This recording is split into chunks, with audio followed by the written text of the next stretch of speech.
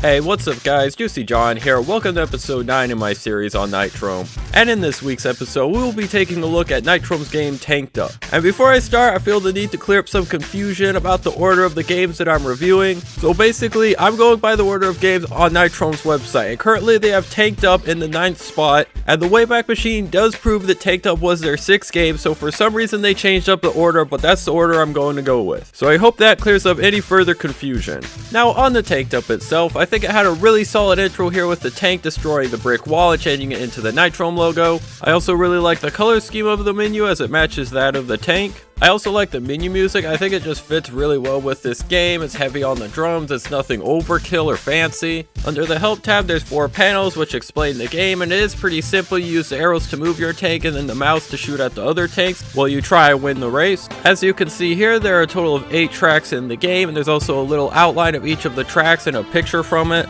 Also, a really cool thing on the Nitrome wiki is that they stitched together the first 5 tracks in the game, so you can see the full first track here. And now on to that track.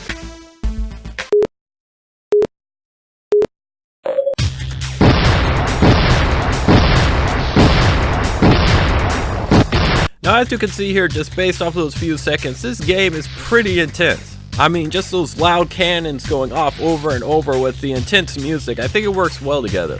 And I also think it's overkill for talking over in a review, so I'm just going to switch back to the menu music.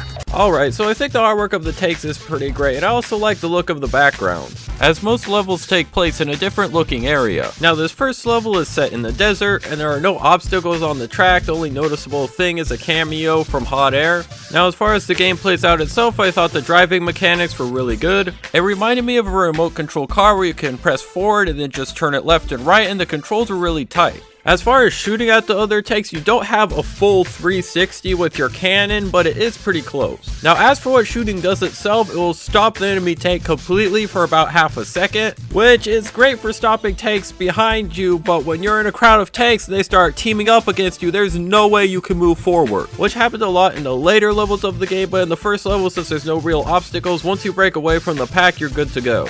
And after you come in first place in each level, you unlock the next track. Now here is a picture of the wiki from a stitched together level 2 which takes place in the jungle. The only obstacle on this track is the landmines at the bottom, and other than that it's a free run. Which obviously, I mean, if you exclude trying to break away from the 5 other tanks which are constantly shooting at you. But once you do, the landmines aren't too hard to avoid, so it's a pretty easy level to win. Now here's an overview of level 3 which takes place on a wintry mountain. Now this track is probably the first one that I would say is extremely challenging. At the start of the race, you need to break away from the 5 other tanks, but you can't really do that as there are 2 giant snowballs which will hit you and knock out a quarter of your health. And as you can see here, by waiting on the snowballs, I have 4 other tanks just all tag teaming against me, which is just one of the really frustrating aspects of the game, as it's supposed to be 6 tanks all racing against each other, but for some reason the 5 other tanks will just automatically tag team against you, and then you can't move forward to save your life, and then the 1 other tank is just zooming around the track and will get first place, which is so frustrating because there is nothing you can do in order to win the race, and they really needed a balance in how many times you can shoot another tank. And also, the first time I finally broke away from the pack and was headed to winning the level, the snowball, which did not touch me, still killed my tank. So not only is the hitbox broken, the shooting of the other tanks is overpowered. And eventually, after about 15 minutes of attempts, I did finally beat the level, but it felt so much more up to luck than actual skill. Now here's the overview of level 4 in the game, and the artwork does look similar to level 1. Now there are some pillars and bricks in the way of the track, but there are no deadly obstacles. This level is also made a lot easier because there is a shortcut through the track, which none of the other tanks know how to use. As for the obstacles themselves, they're not too hard to avoid. Most will just bump into them for a second or two, or get completely stuck in them if you're unlucky like me and have to restart the level. But other than that, it's a pretty easy level, as the shortcut will help you get away from the rest of the tanks.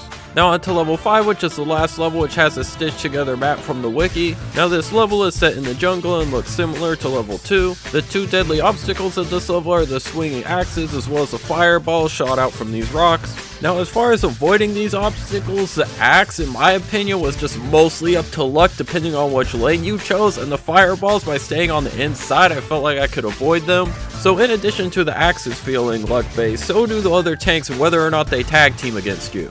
Because if they do, it doesn't matter the level, you will lose. Now on to level 6, which unfortunately does not have a stitched up map, and neither do the next 2 levels.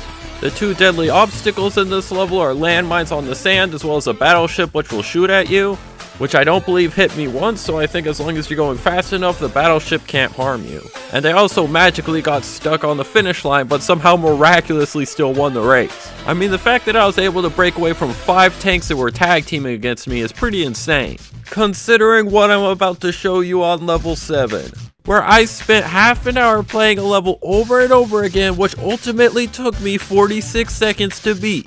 Now I think that this level is set at an electric plant, as you get shocked every time you go off the track, which sounds like it would make the level really hard to beat, but you don't really lose too much health off of that. What makes this level really hard is that you get slowed down by dark gray sand or slightly going off the track while the other tanks are not. I mean, just look at them zoom across the outside of the track. And through my half hour of playing the level, I will keep dealing with crap like this where the 4 other tanks would just keep shooting at me and I could not move forward to save my life. There really should have been a 5-second counter on how often tanks could shoot, because stuff like this happening over and over really ruined what could have been a great game. Because as I talked about earlier in the review, the control you have over your tank is really good. And swerving through the thin part towards the end of the level with the other tanks chasing me was actually a lot of fun. The only problem is it's super hard to get to that point, as you always start the level in 6th place with the 5 other tanks teaming up on you. And then ironically, the final level of the game, which should be the hardest level, took me a whopping 3 tries to beat. Now the main theme of this level is that it's surrounded by lava, which if you fall into you die, but it really isn't that hard because the track is super wide, which made it a lot easier to break away from the other tanks, and then it was fun controlling your tank to not fall into the lava. So I think it is a fun level, which in theory should be the final level where if you fall off the track you die, but it ultimately ended up being far easier than level 7 and even level 3.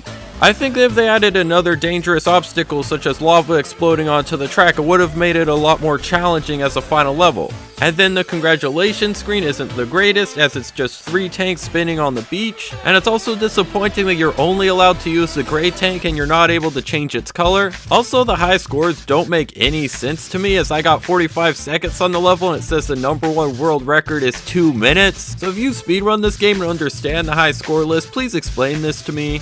So in conclusion, Tanked Up ends up being one of the most disappointing games I've ever played, because there is so much potential for it to be great here. The control you have over your tank when you're in free space is phenomenal, and the artwork is really good. But the problem is that the other tanks can continually shoot you and keep you from winning a race. And if that had been balanced out and maybe some power-ups were added, such as bigger bullets, this game could have easily gotten a 6 or a 7. So in its current state, with how luck-based it feels as to whether or not the other tanks team up on you, I have to give this game a 3 out of 10. Like I said, the potential was there for this to be a great game, and it just didn't make it. So let me know your thoughts in the comment section down below, and be sure to subscribe because I upload a Nitrome review every single Friday at 5 PM Eastern. Leave a like if you enjoyed, and I will see you all next time. Lace up.